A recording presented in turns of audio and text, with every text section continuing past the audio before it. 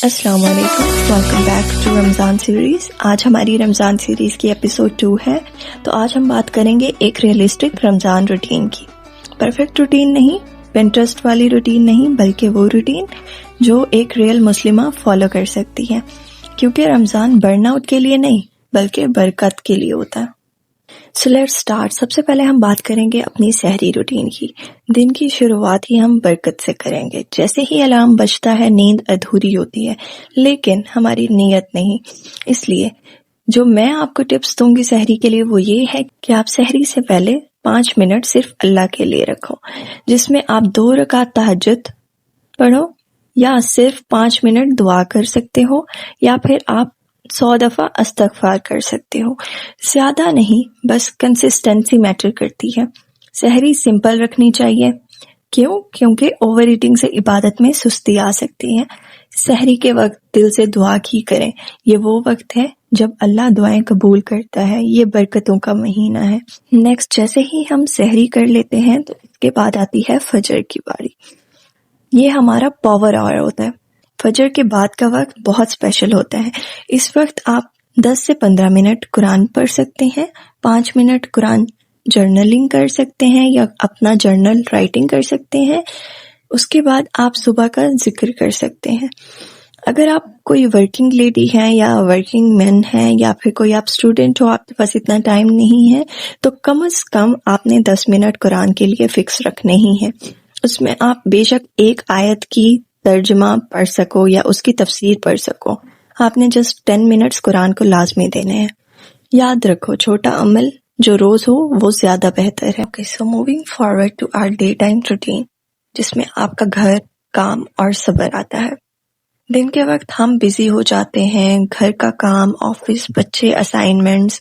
यहाँ सबसे इम्पोर्टेंट चीज क्या है कि आप अपनी नीयत को शिफ्ट कर लो। अगर आप कुकिंग कर रहे हो, खाना बना रहे हो, तो ये भी एक इबादत है। अगर आप सफाई कर रहे हो तो वो भी हमारे ईमान का हिस्सा है, वो भी एक इबादत ही है। अगर आप ऑफिस का काम ऑनेस्टली कर रहे हो तो वो भी एक इबादत है। हर काम से पहले दिल में बोलो, या अल्लाह, ये मैं तेरी रजा के लिए कर रहा हूँ। इसके अलावा जो सबसे इम्पोर्टेंट चीज है वो ये है कि आप अपनी जुबान को कंट्रोल करो और गीबत से बचो।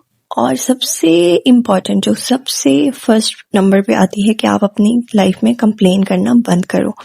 कंप्लेनिंग आपको बहुत ज्यादा मेंटली वीक कर देती है, फिजिकली वीक कर देती है, और आपका ईमान इससे स्ट्रांग नहीं होता। जब आप हर चीज के लिए कंप्लेन करते हो, इससे आपका ईमान भी वीक होता है और इससे आपकी लाइफ में प्रॉब्लम्स और ज्यादा आती हैं। सबसे इम्पोर्टेंट है शुक्र करना। जो भी कंडीशन है, जैसी भी कंडीशन है, आपने हर हाल में अल्लाह की नेमतों का शुक्र अदा करना है। और अगर आपकी लाइफ में कुछ प्रॉब्लम्स चल रही हैं, उसके बारे में आपने कंप्लेन नहीं करना, अल्लाह से दुआ करनी। और लास्ट चीज जो हम बात करेंगे वो ये है कि गुस्सा कंट्रोल करना है आपने। रोजा से भूख का नाम नहीं है, रोजा अखलाक का इम्तिहान है। तो इसलिए इन सब चीजों पे हमने फोकस करना है। नेक्स्ट हम बात करेंगे ऐसे इशू पे जिसको बहुत ज्यादा फेस किया जा रहा है, मगरिब से इशा की बैलेंस अप्रोच। हमारी बहुत सारी फीमेल्स या मेल्स इस चीज को लेकर बहुत परेशान है कि उनसे तरावी में बहुत ज्यादा थकावट हो जाती है, वो नहीं पढ़ सकते। ये किस लिए होता है? क्योंकि आप इफ्तार बहुत ज्यादा हैवी कर लेते हो। आप इफ्तार को सिंपल रखो। ज्यादा हैवी खाना तरावी में रुकावट बन सकता है। अगर आप 8 रकात नहीं पढ़ सकती, आप 2 पढ़ लो। अगर आपको खड़े होकर पढ़ने में मुश्किल हो रही है, आप बैठ के पढ़ लो।